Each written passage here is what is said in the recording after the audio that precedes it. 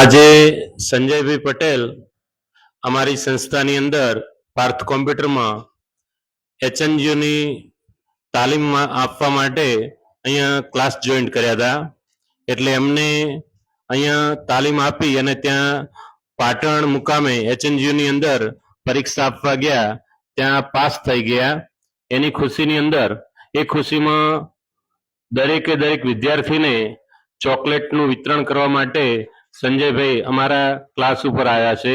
અને સંજયભાઈ પાસેથી આપણે થોડી અમે ક્લાસ વિશેની માહિતી લઈએ કે તમને અહીંયા શીખવા માટે સંજયભાઈ આવ્યા, અમારી સંસ્થામાં તમને કેવું લાગ્યું એ થોડું જણાવશો?